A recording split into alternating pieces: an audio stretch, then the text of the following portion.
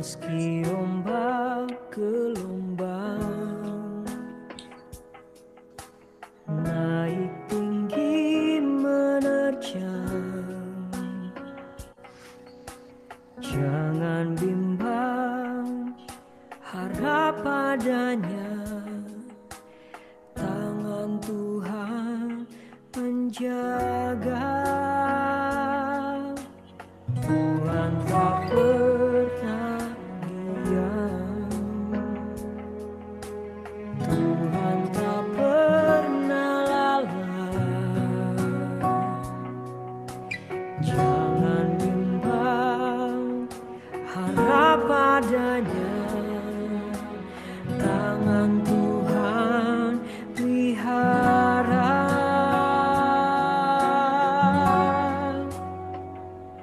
Dengan iman dan harapan yang tidak pernah hilang, ku yakin Tuhan pasti bekerja. Biarku seperti pohon di tepi air, selalu berbuah di musimnya.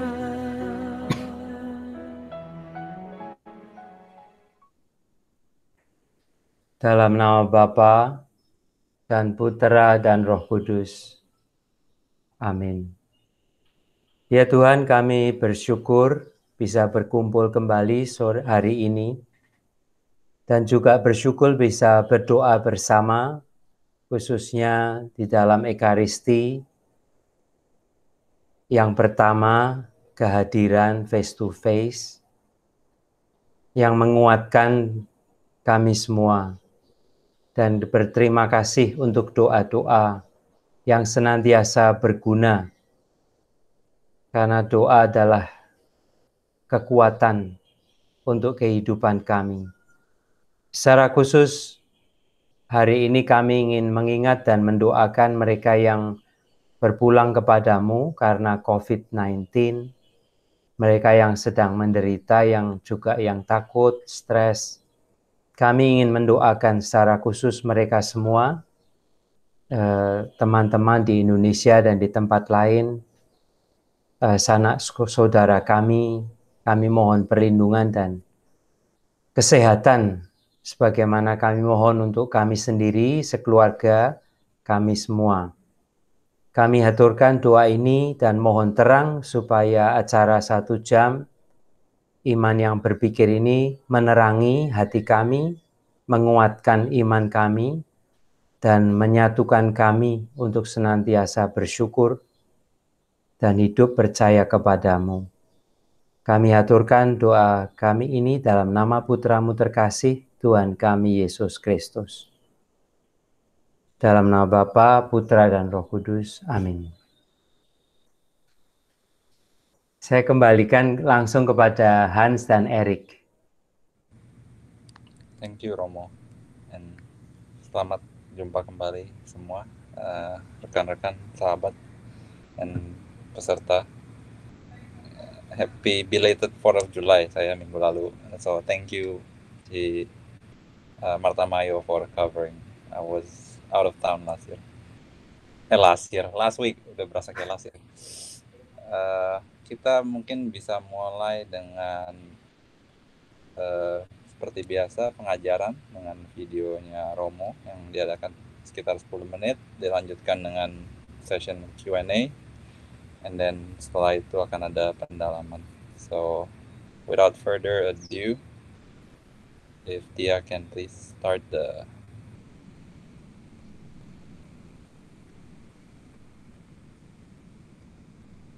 Saudari-saudara sekalian, kita berjumpa kembali dalam acara Iman yang Berpikir. Hari ini kita akan mendiskusikan tentang Aku Percaya Akan Yesus Kristus yang dikandung oleh Roh Kudus, dilahirkan oleh Santa Peran Maria. Pertanyaannya, mengapa hal itu penting dikatakan?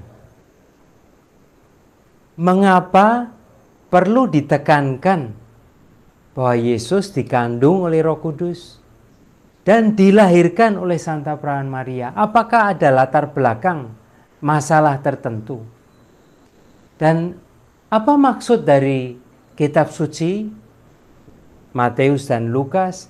Menceritakan tentang kisah kanak-kanak Yesus yang juga berbeda satu sama lain. Saudari-saudara sekalian, satu latar belakang yang perlu kita ingat di sini adalah masalah doketisme, ajaran sesat yang mempertentangkan antara dunia material dan dunia rohani, daging dengan roh. Kita ingat gnosisisme yang kita singgung minggu lalu. Dunia material lebih rendah, daging lebih rendah. Keselamatan berarti melarikan diri, melepaskan diri dari daging supaya roh bebas.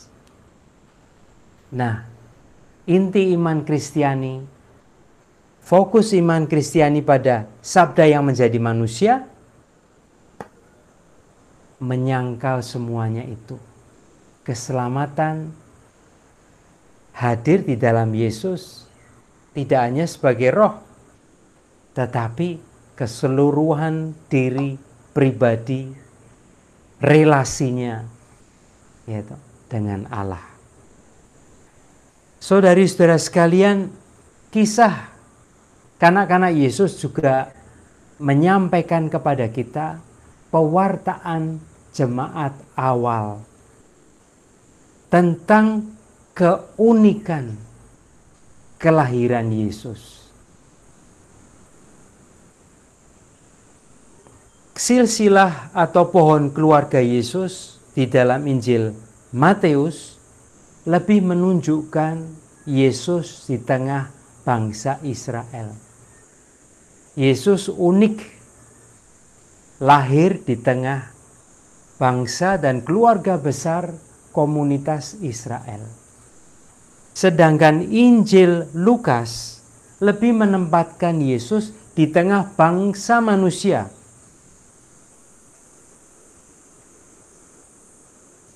Tapi keduanya bertemu pada bahwa Yesus adalah keturunan Daud. Santo Paulus sudah mewartakan dalam surat Roma ayat bab 1 ayat 3 atau surat yang kedua kepada Timotius bab 2 ayat 8. Lukas akan mengembangkan kisah kelahiran itu dan juga Matius, kelahiran itu sendiri, kunjungan para cendekiawan, juga pembunuhan kanak-kanak, dan keluarga kudus yang melarikan diri untuk menyelamatkan diri ke Mesir. Saudari-saudara sekalian, di dalam Injil Matius, Yesus sudah disebut di dalam kisah kanak-kanak itu sebagai putra Abraham. Juga disebut sebagai Emmanuel, Tuhan beserta kita. Matius 1 ayat 18. Yesus sudah disebut sebagai putra Daud. Matius 2 ayat 1. Atau Musa yang baru.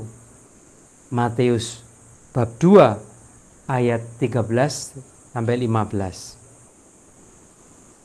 Di dalam Injil Lukas, Yesus juga disebut tidak hanya putra Daud tetapi juga putra Allah. Saudari-saudara sekalian, yang mau dikatakan dari kisah silsilah pohon keluarga itu, ya, bahwa Yesus mempunyai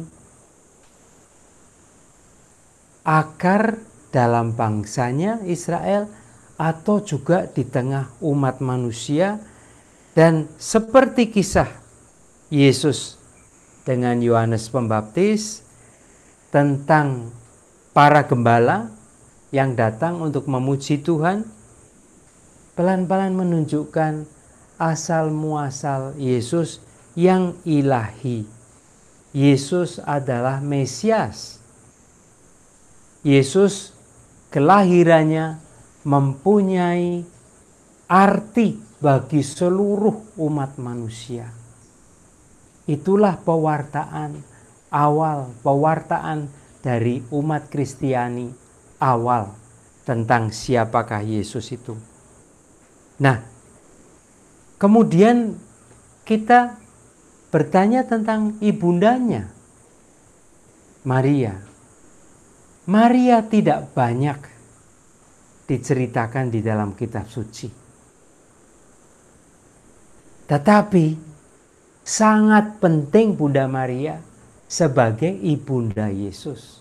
Seperti tadi, tidak mau dilupakan justru karena paham sesat yang mau mengebawahkan kenyataan kemanusiawian Yesus.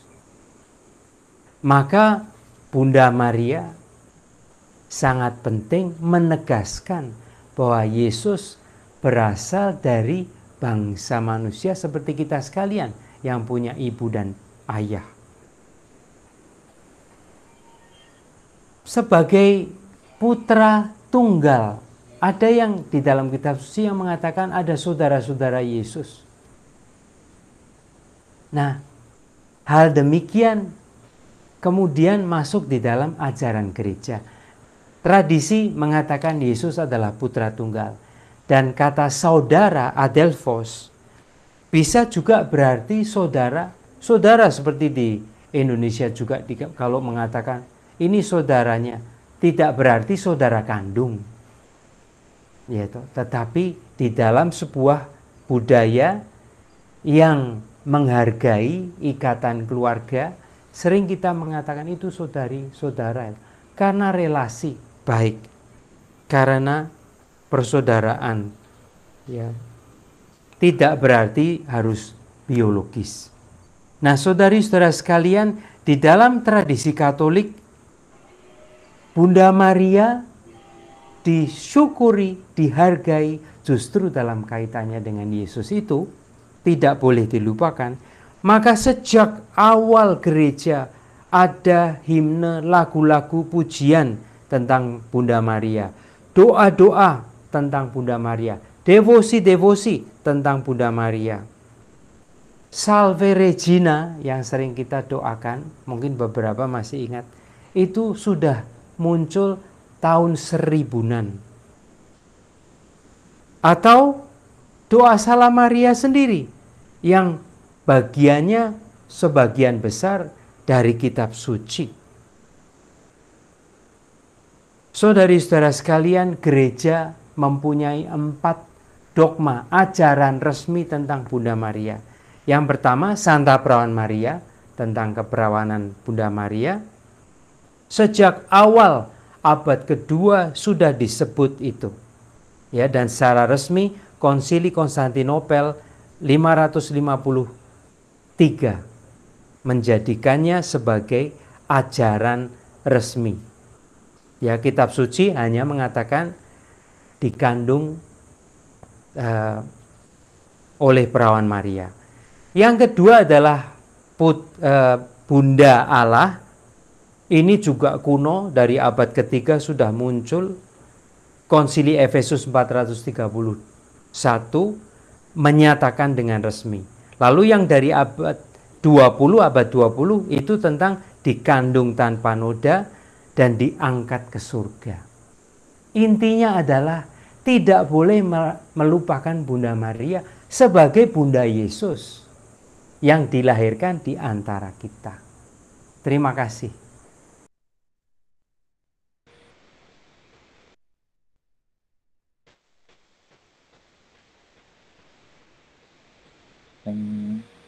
Terima kasih Cynthia, dan thank you Romo untuk pengajarannya, rekamannya setiap minggu.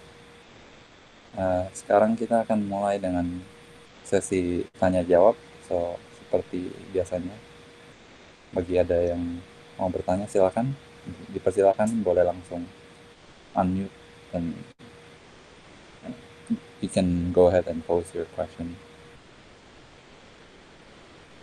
I'll give some time to maybe a minute to reflect on the lesson.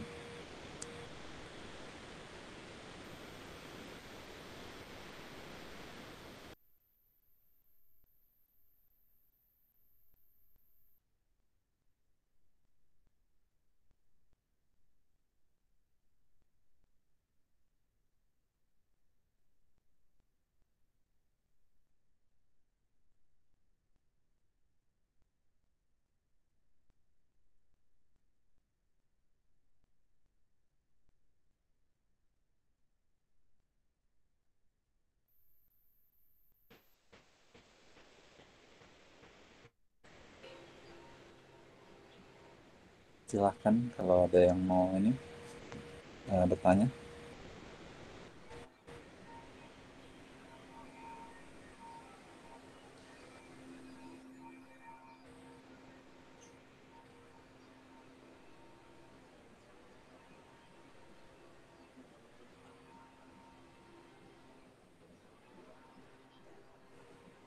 Om Arsian, silakan. Ya, selamat malam, Romo. Selamat malam.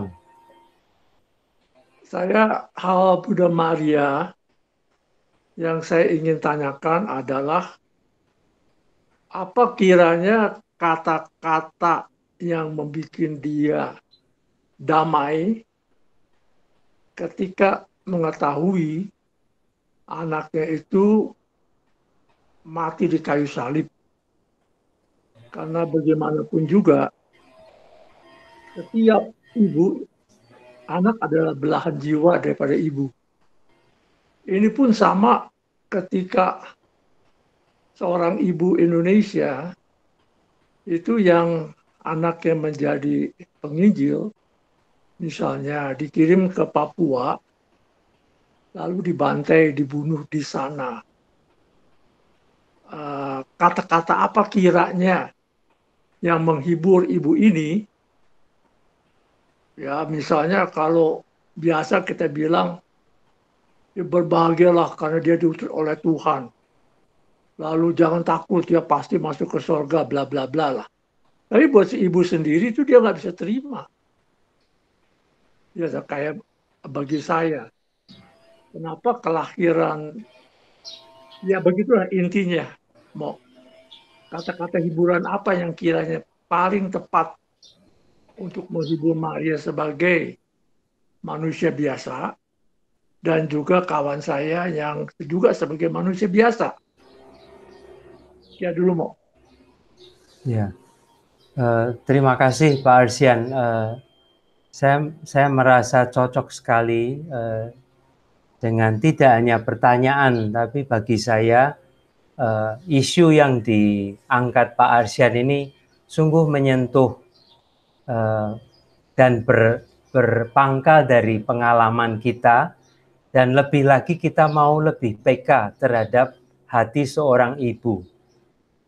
Tentu saja orang tua ya, ayah dan ibu, tetapi tadi yang disebut lebih bagaimana mungkin seorang ibu bisa ikhlas terhibur sebagai orang beriman kalau anaknya, katakanlah penginjil, pewarta di Papua misalnya, itu terbunuh. Ya,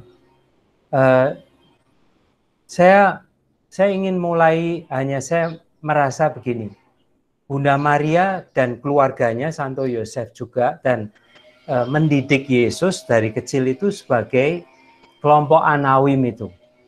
Ya, kelompok kecil umat Israel, sisa-sisa umat Israel yang sangat mau berpegang percaya kepada Tuhan.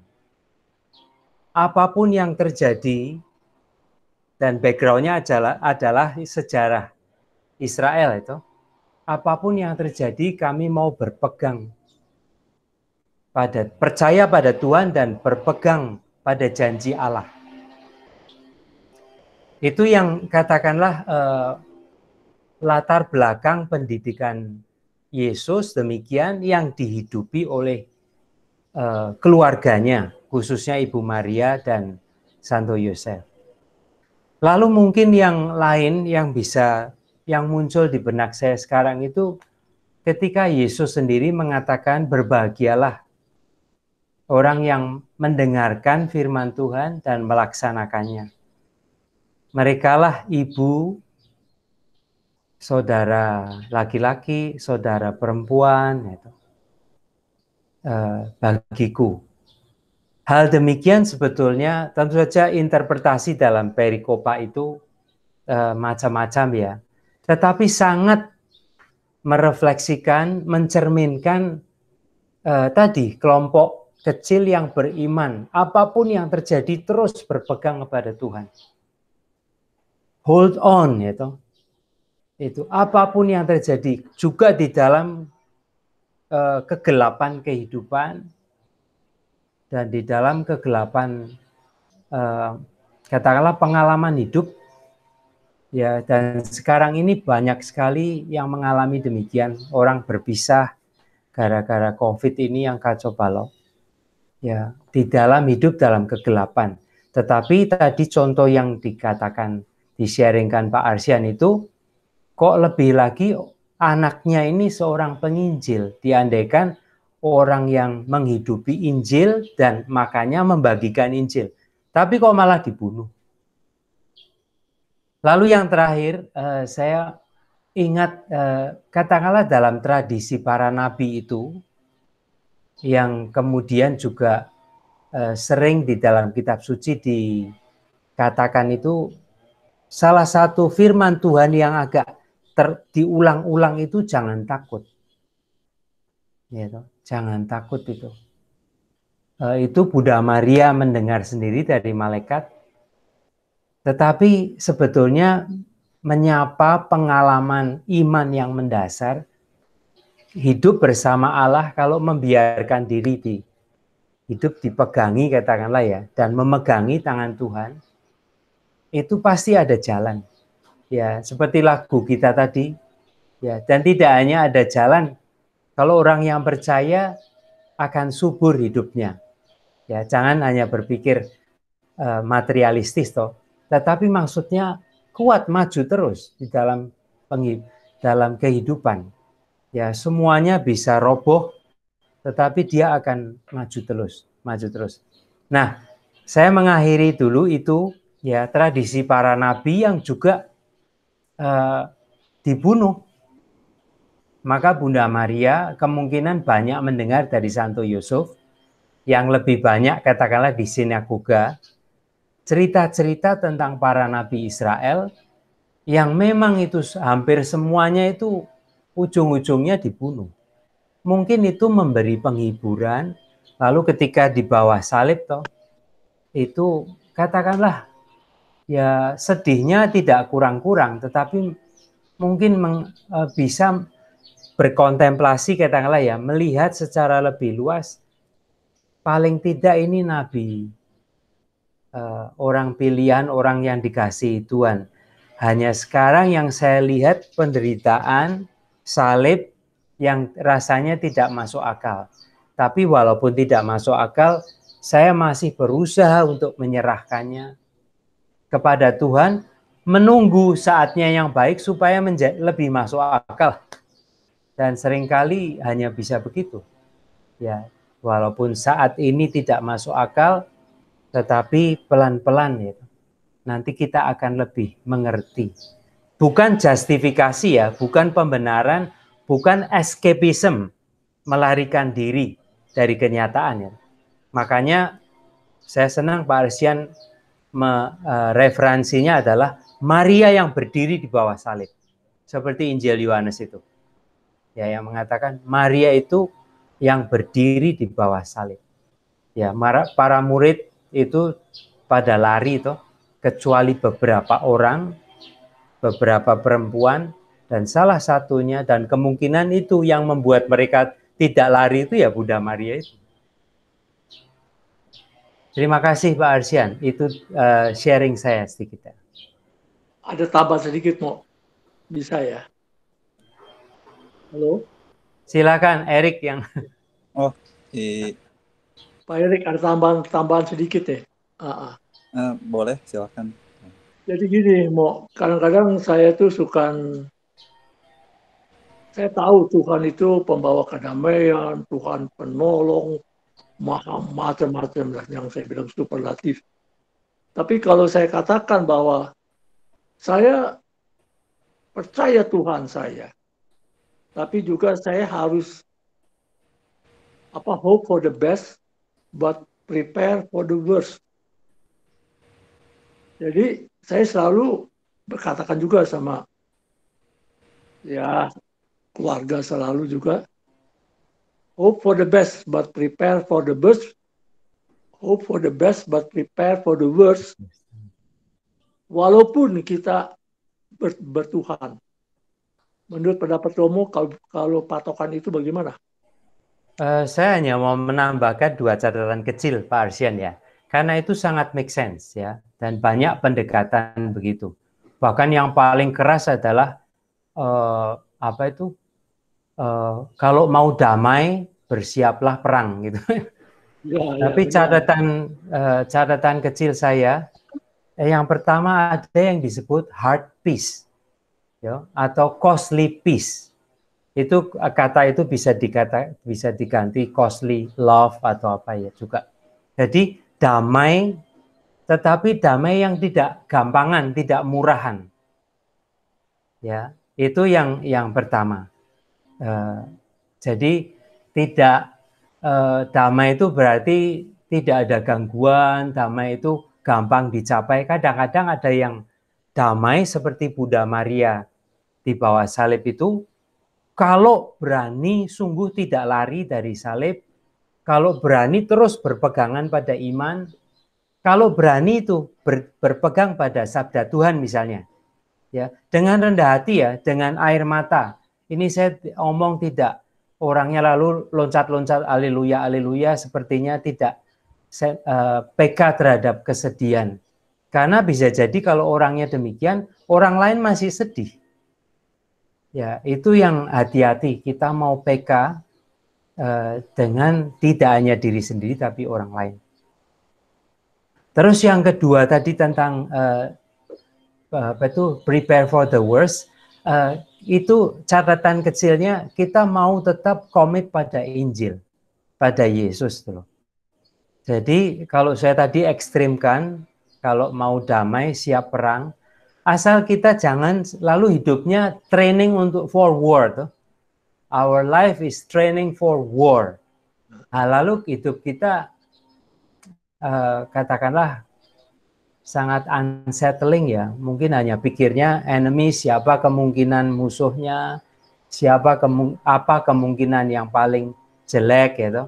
Tetapi hidup yang lebih damai tadi yang kita pikirkan malah terkurangi. Ya. Kurang lebih itu Pak Arsian. Terima kasih. Terima kasih, Mo. Bagus sekali. Terima kasih. Thank you, Marsian, pertanyaannya dan Romo Hartono. Kalau boleh saya sendiri tambahin sedikit pengalaman sendiri. Tadi Romo bilang dengan do not fear, dengan pergi misa harian belakangan baru-baru ini, actually saya juga baru sadar dalam Injil sendiri, kalau kita pergi ke misa harian itu bacaan harian sering kali dibilang jangan takut, jangan takut, jangan takut. Jadi memang yang Om Marsian bilang benar-benar manusiawi, mau orang dari zaman dulu sampai sekarang, 2000 tahun lalu sampai saat ini. Saya lagi baca buku tentang enlightenment, seberapa jauhnya itu progres manusia dari zaman 2000 tahun lalu, peperangan udah seberapa turun, kesakitan semua turun, tapi tetap aja kenapa sampai zaman ini tuh orang tetap aja takut. Jadi ya, I guess ada bagusnya diputar dengan bacaan Injil iman kita. Setelah itu tadi Siska ada pertanyaan, nggak tahu kalau masih ini. Masih ingat. Siska, silakan.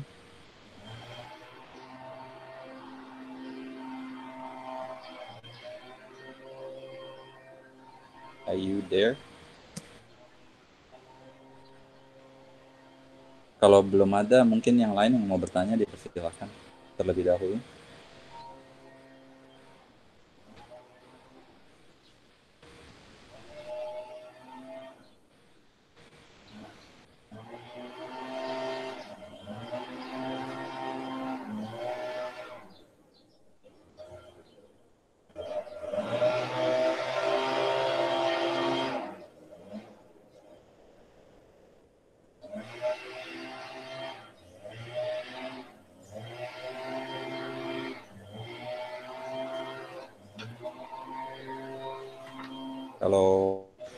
Kalau belum ada, mungkin saya yang mau bertanya, tapi mungkin yang lain dulu.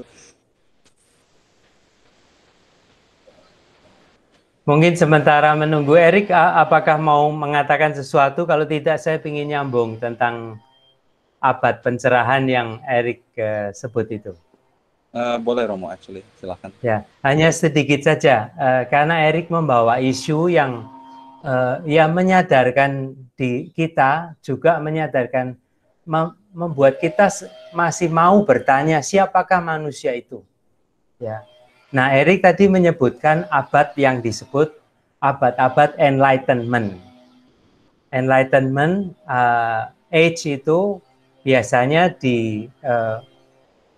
dipahami abad 17-18. Ya, tahun sekitar 1700-an sampai 1800-an. Nah, pada waktu itu bangsa manusia itu seperti terbangun, makanya disebut enlightenment. Terbangun untuk lebih mandiri, berpikir sendiri, jangan hanya ikut-ikutan tradisi, apalagi seperti Beo saja itu, hanya tidak hanya ikut-ikutan, lalu hanya mengulang-ulang. Lalu itu kelahiran, disebut juga kelahiran individualisme. Maka semboyannya adalah beranilah berpikir sendiri. Nah, pada waktu itu optimisme sebagai bangsa manusia itu tinggi sekali. Jadi manusia itu sangat pede, sangat percaya diri. Nah, sangat percaya diri ratusan tahun kemudian, katakanlah 1800-an toh, lalu baru 100-an tahun, mungkin kurang, pecahlah Perang Dunia. Perang Dunia Pertama itu 1914 sampai 1918. Itu tidak hanya Perang Dunia yang pertama, toh, yang sudah membunuh atau menjatuhkan banyak korban. Itu beberapa puluh tahun sesudahnya, saya kira sekitar 20 tahunan itu, kurang dari 30 tahunan, pecah Perang Dunia yang kedua. Sepertinya bangsa manusia tidak bisa menahan diri dan senantiasa tumbuh dalam kebijaksanaan, itu ya, making sense, hanya kok malah perang lagi. Perang Dunia Kedua saya kira 1938-an atau 9 sampai 1945 kemerdekaan Indonesia itu. Nah, itu jumlah korbannya tidak hanya super banyak, tetapi seluruh negara yang berperang itu semua katakanlah kemampuan finansial kekayaannya itu hanya untuk perang. Lalu mereka sama-sama bangsa manusia pusing, toh. Siapakah kita itu? Kok dulu sepertinya kita sudah bisa berpikir sendiri, sangat bijaksana, menemukan aneka macam itu hal yang memajukan kehidupan manusia itu. Malah kita ada yang sangat ekstrim itu yang melawan tradisi itu, mengatakan itu gereja itu untuk apa? Gereja itu seperti orang tua ngajarin melulu, lalu kita diminta untuk mendengar saja gitu loh. Kita tidak bisa berpikir sendiri. Nah, tetapi ketika berpikir sendiri, ya ujung-ujungnya juga sepertinya kok tidak bisa menahan diri, lalu itu kecuali terlibat di dalam perang-perang itu. Saya tidak mau mempertentangkan ya, tetapi kita mau belajar dari sejarah. Saya mengajak, lalu seperti jalan tengah. Kalau ada filsafat Cina itu yang mengatakan, juga ada filsafat yang lain ya, itu akhirnya itu jalan tengah. Jangan, kalau hidup ini sebaiknya jalan tengah memilihnya. Jadi tidak hanya ekstrem kiri, ekstrem kanan gitu. Nah, yang saya ceritakan tadi itu seperti ekstrem itu. Tadinya hanya mendengar gereja, lalu tidak sama sekali mendengar gereja karena bisa berpikir sendiri dan bertumbuh individualisme, rasa berharganya diri sendiri itu. Lalu musibah juga datang itu loh. Nah, makanya sekarang ini lebih seperti Paus Fransiskus itu sepertinya senantiasa mengajak kita kerjasama. Gereja juga tidak bisa sendiri lagi. Ya, gereja yang mengatakan gereja itu masyarakat sempurna, itu sumber keselamatan, tidak bisa. Kita pun butuh orang lain. Ya, kita butuh pemikir-pemikir itu. Tetapi tidak bisa mengatakan pemikir-pemikir itu tidak butuh yang lain, tidak butuh gereja, tidak butuh iman ya, kekuatan iman seperti tadi. Nah, ini di saat pandemi ini juga kelihatan bangsa manusia masih dikritik. Saya sudah pernah menyebutkan misalnya itu masih ada perang, konflik nasional, dan penyebaran vaksin. Ya, syukur Amerika kemarin mengirim jutaan vaksin ke Indonesia misalnya. Tetapi berbagi vaksin itu masih menjadi masalah sekarang ini. Dan banyak negara miskin tidak punya. Nah, itu gimana? Kita itu punya akal sehat, bisa berpikir, bahkan kantongnya tebal, negara-negara kaya, tetapi semangat berbagi yang sangat ditekankan Yesus misalnya, susah, tetap susah. Well, make sense, tetapi untuk menghidupinya itu tidak serta-merta mudah itu loh. Ya, pentingnya kasih atau love one another. Tetapi ternyata kalau kita dong, tidak berarti tindakan kita itu bisa langsung dong, bisa langsung melakukannya. Itu. Erik itu tambahan agak panjang, tetapi mau sedikit ya mengatakan ekstrim-ekstrim itu dan menawarkan jalan tengah. Terima kasih, Romo. Benar, memang sangat relevan. So it's a good connection. Dipersilakan peserta bagi yang mau lanjut bertanya atau punya pertanyaan lain tentang Roh Kudus dan Bunda Maria.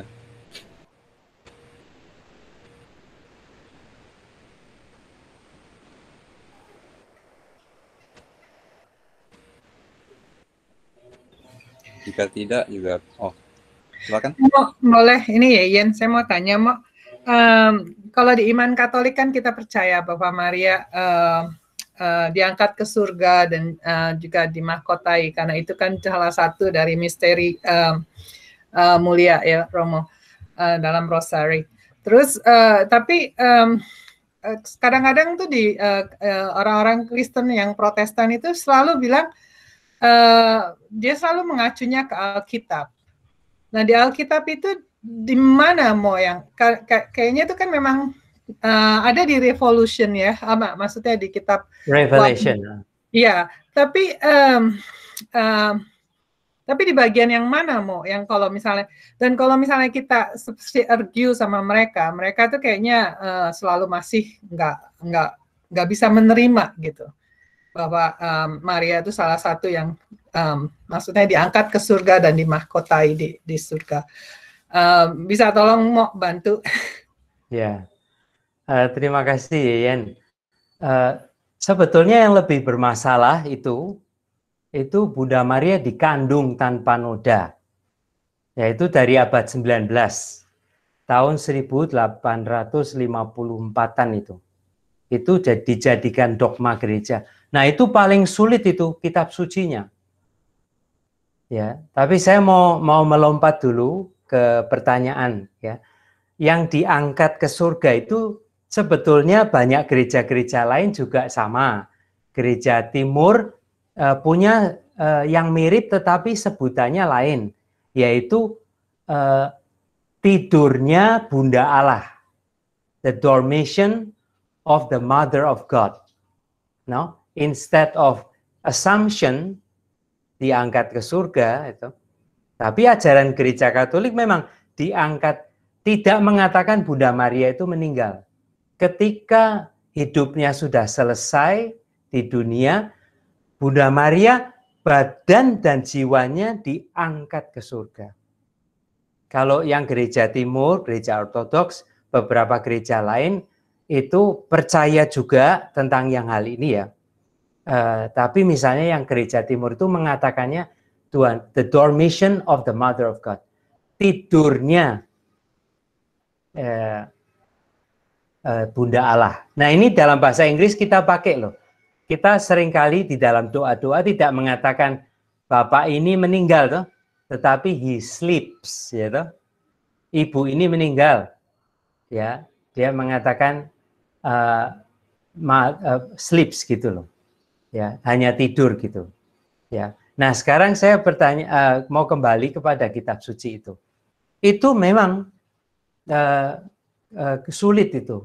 Kalau mau dicari yang harfiah itu, harafiah, di mana yang mengatakan di dalam kitab suci Bunda Maria itu diangkat ke surga.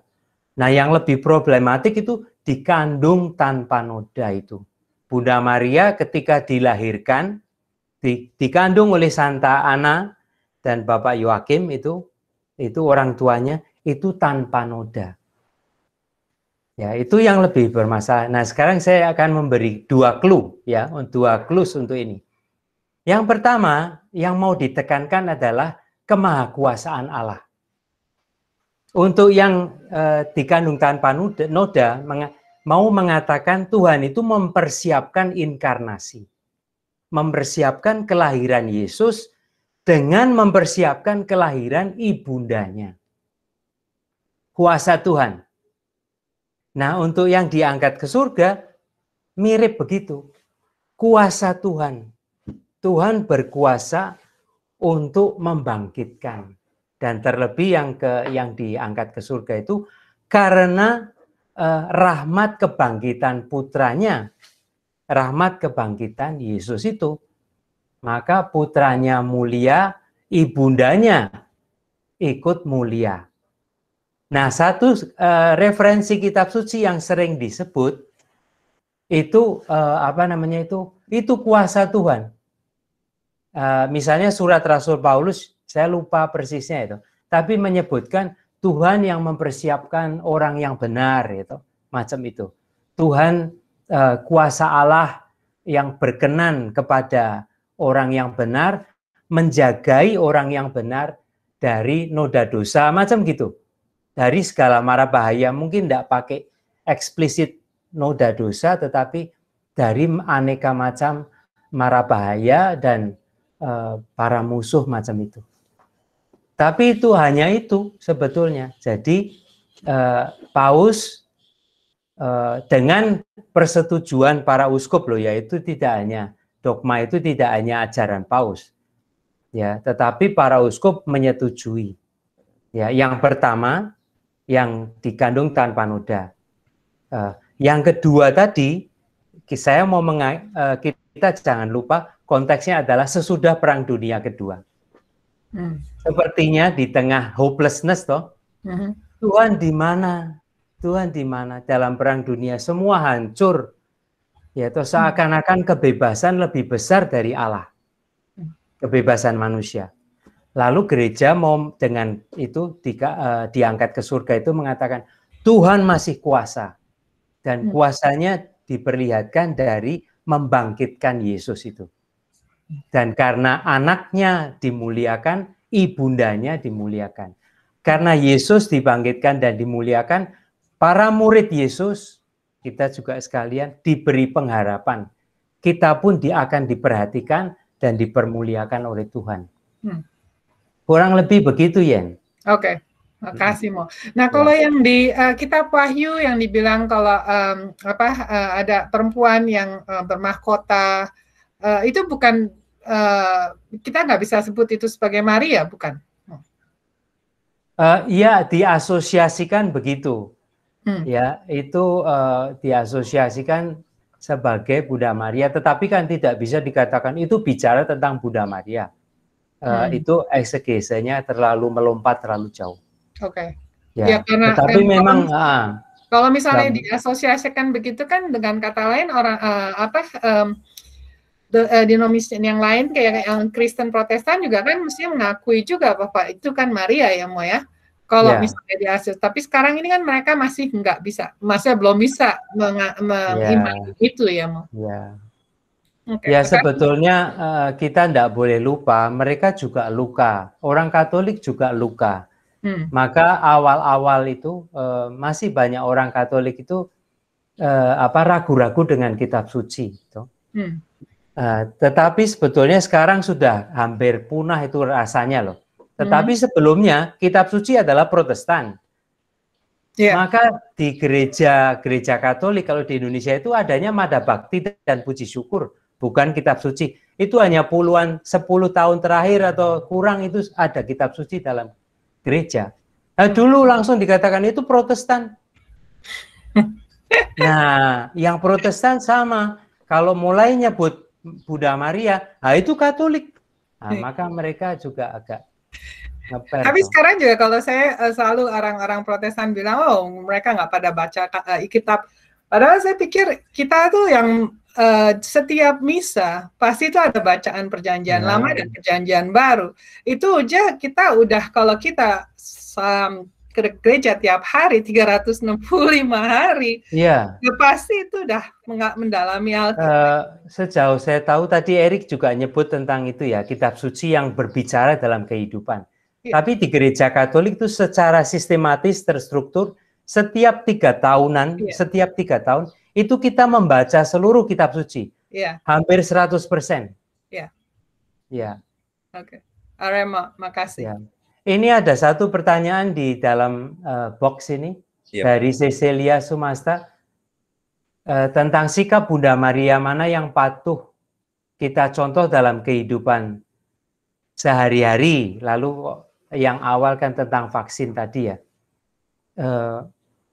Mungkin yang pertama itu Bunda Maria itu ya itu ibunya Yesus itu. Ya. Dalam arti setia kepada Yesus, memelihara Yesus. Yesus disebut sabda Tuhan loh ya. Menghargai sabda Tuhan, menghargai titipan Tuhan. Kadang-kadang anak kita itu disebut titipan Tuhan. Ya, bukankah kita semua akhirnya tuh menjadi titipan Tuhan bagi satu sama lain? Lalu kesetiaan Bunda Maria. Ya, sampai di bawah salib. Nah, yang tidak boleh dilupakan itu keberanian Bunda Maria. Itu ada saya kira film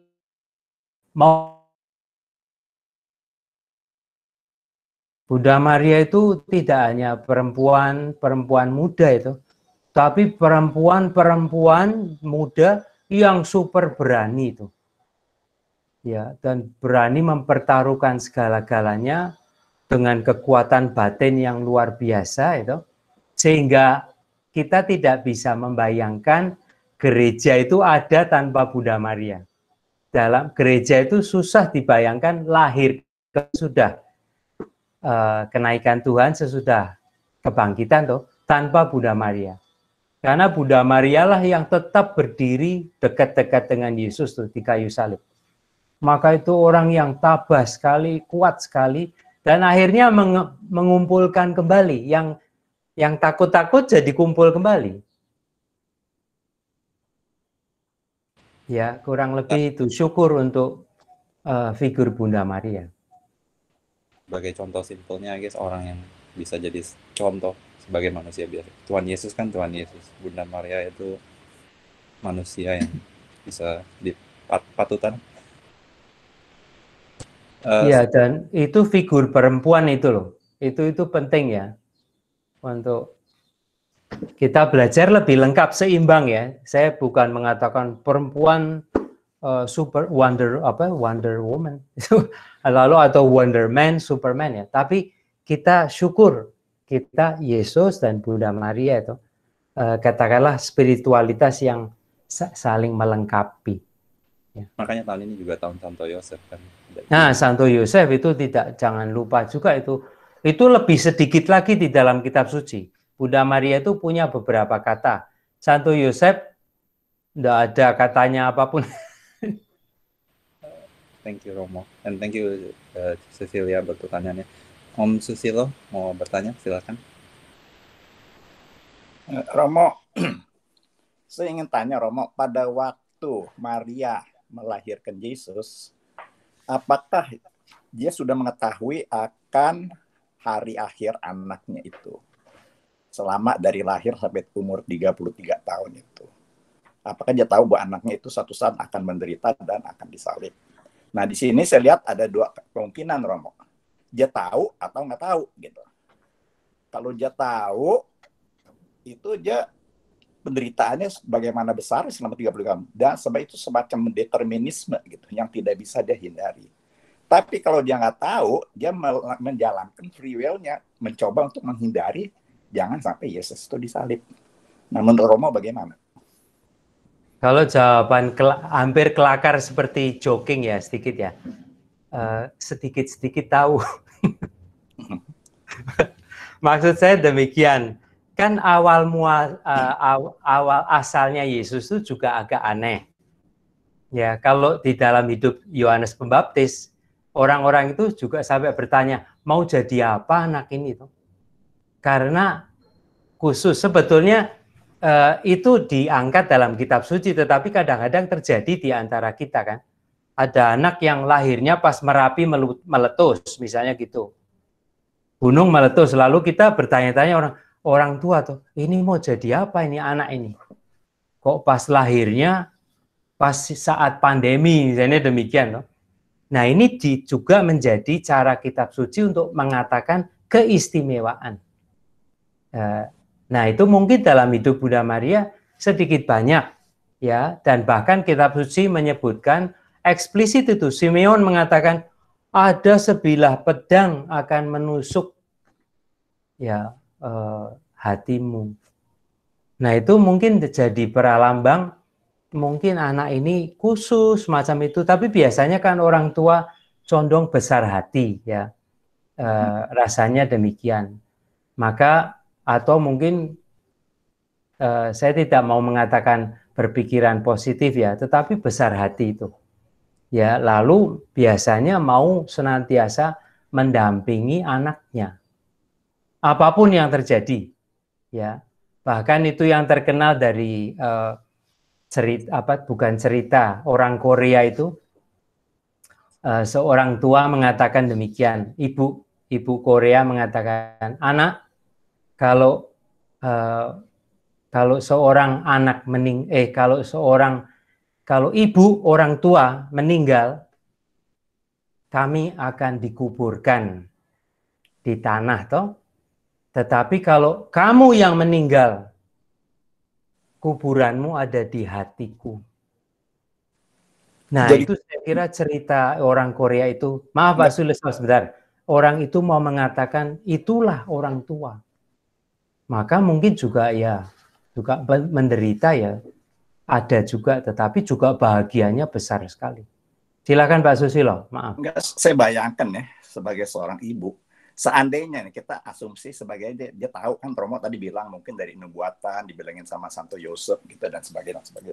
Tapi seandainya dia tahu bahwa suatu saat anaknya akan disalib, itu kita bandingin begini aja, seorang ibu yang anaknya kanker yang nungguin 6 bulan aja menderita setengah mati. Ini 33 tahun. Ya. Dia tahu bahwa anak satu saat itu akan disalib. Nah, itu menurut saya justru sangat berat. Mungkin penderitaannya lebih berat daripada Yesus itu sendiri kalau menurut saya. Selama 33 tahun dia memendam rasa bahwa suatu saat anak yang tercinta itu akan disalibkan gitu. Tetapi sebelum, saya kira untuk catatan kaki ya Pak Susilo ya, mungkin tafsiran demikian sedikit lebih like Mariology from above, no?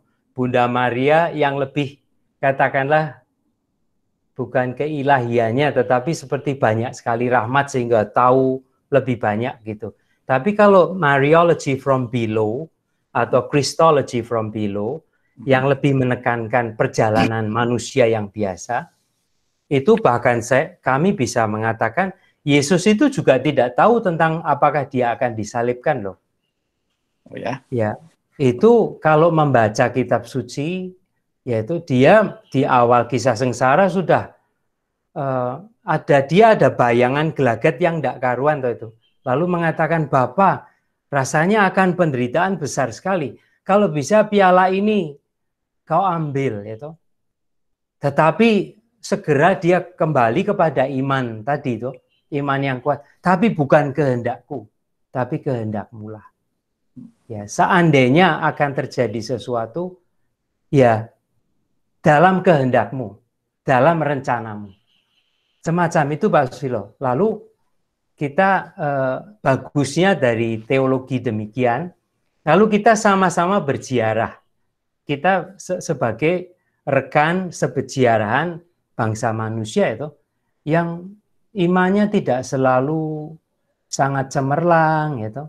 Yang kita juga tidak tahu banyak sebetulnya. Tahu banyak tetapi sekaligus tidak tahu banyak. Sama ini Romo, saya mau tahu sedikit ya. Saya udah baca Injil segala macam, tapi yang saya masih kurang tahu itu kenapa ya di Katolik ada yang sebut ilmu Mariologi, something like that gitu. Mungkin Romo bisa kasih penjelasan. Mariologi yang saya sebut tadi ya maksudnya kuliah tentang Bunda Maria. Ya, siapakah Bunda Maria dari Nazaret itu, yaitu lalu secara historis, tetapi juga kemudian di dalam kaitannya dengan keluarga kudus dan dalam sejarah keselamatan. Siapakah Bunda Maria itu, perannya, juga Bunda Maria dalam gereja, misalnya demikian. Ya, oke Romo, terima kasih Romo. Thank you Om Susilo, thank you Romo. Kalau boleh saya komen sedikit juga tentang yang pertanyaannya Om Susilo. Sebenarnya nggak butuh Tuhan, orang nggak butuh pemikiran panjang. Kita semua kan tahu akan mati itu tidak perlu caranya ya mungkin ya nggak tahu gimana. Tapi kita semua itu actually sudah pasti, tidak kebanyakan orang. Apa ya, di dalam gereja kan ada praktis memento mori. So satu hal yang semua science ada probability, tapi kita dipanggil dan kematian adalah hal yang pasti. Jadi seharusnya itu bukan it's refleksi yang saya sering dapat. Dan berhubung dengan waktu kita, so ya ini sudah 5:59. Terima kasih banyak semua yang telah berpartisipasi dalam tanya jawab dan juga actually terutama dalam sesi kita yang selama 6 minggu ke belakang ini. Saya bersyukur semua yang peserta dan actually even Romo Hartono dengan persiapannya setiap minggu dan YouTube sessionnya, dan bagi yang berminat bisa melihat kembali YouTube itu dan recording kita ini juga selama sesi 6 minggu ke belakang ini ada di ini di website WKICU. So sebelum saya kasih penutup announcement dan selainnya, Romo ada mau berbicara? Enggak mungkin ya. Saya tergoda untuk kamu mengatakan memento mori itu loh, ingatlah kematian. Itu konteksnya adalah di abad ke-8 juga ketika di saat banyak wabah, banyak kematian. Maka orang menjadi sangat down itu. Ya, sepertinya hidup manusia itu ya sebentar lagi mati gitu. Ya, maka di sini kita hari ini diingatkan kan ya dengan Bunda Maria percaya dan teguh dalam iman dan berani maju terus itu. Itu sebetulnya tadi yang kurang kita garis bawahi, Bunda Maria itu kan hidup terus. Jadi Yesusnya itu anaknya sudah meninggal usia 33-an, Bunda Marianya masih terus. Sebelumnya malah suaminya meninggal duluan. Jadi orang yang kuat, tabah tuh, dengan mengalami keluarga yang satu-satu meninggal itu. Maka sumber pengharapan dan Ibunda yang kita seringkali menyanyikan itu, Ibunda lindungilah kami di bawah mantelmu. 3 mantel, maksudnya perlindungan, keibuan. Ya. Itu saja Erik, supaya akhirnya banyak pengharapan. Ya, thank you Romo. Memang betul ya. So, Tia boleh di ini apa announcement punya slide.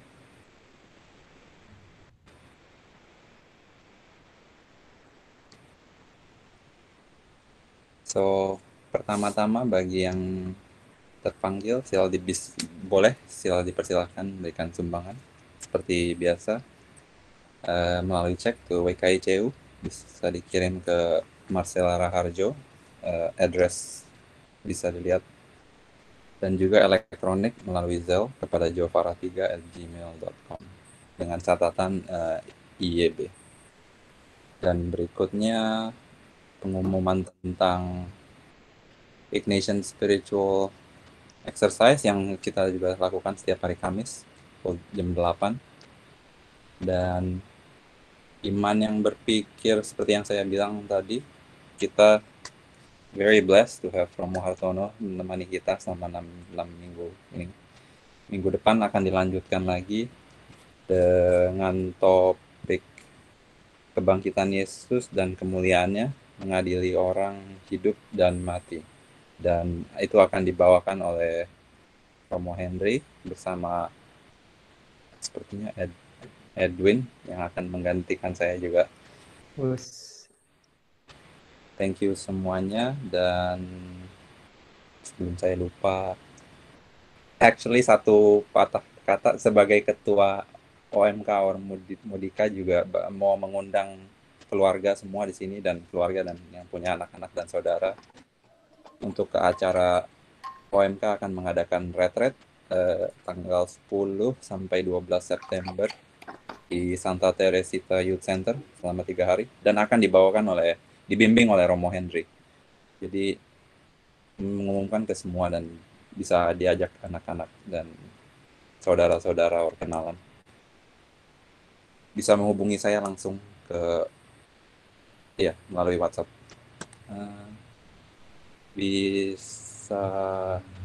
I think kita bisa tutup dengan doa lagu penutup dan diakhiri oleh Romo pemberkatan.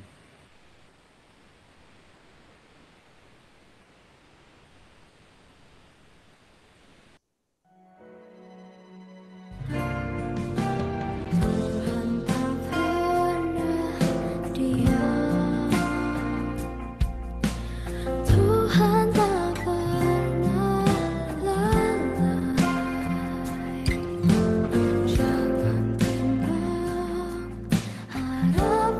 dan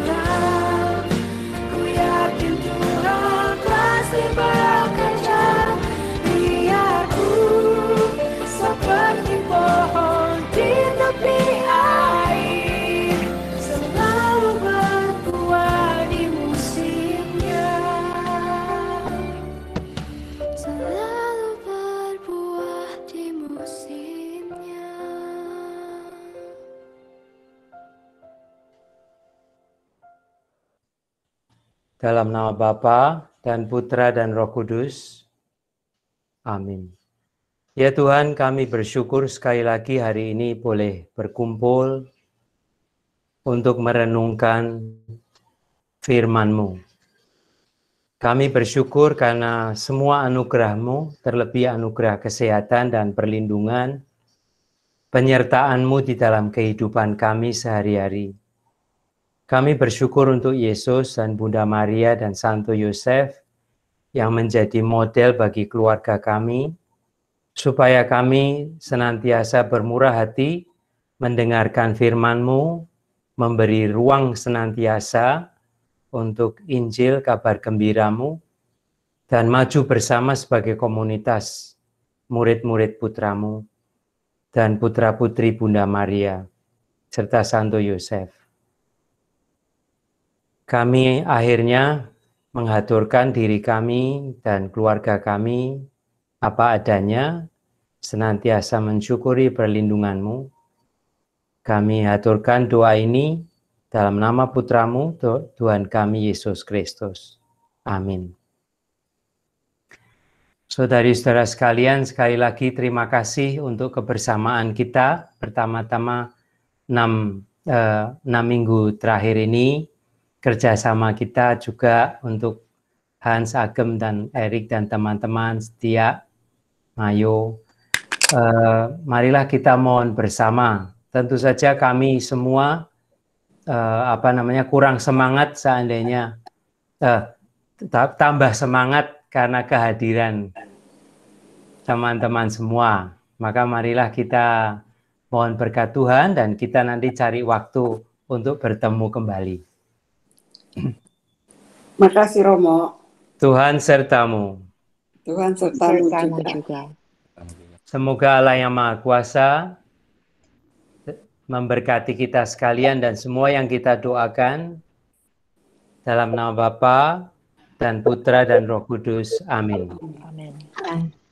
Terima kasih Romo. Terima kasih. Senang ketemu.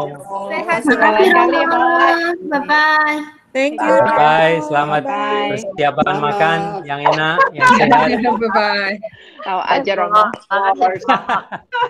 Enak dan sehat. Romo kawadi taal oke Romo nggak meledak. Oh iya betul, sedang aktif. Banyak Tetapi asap. asap dan beberapa orang evakuasi. Oh. Ya. Tapi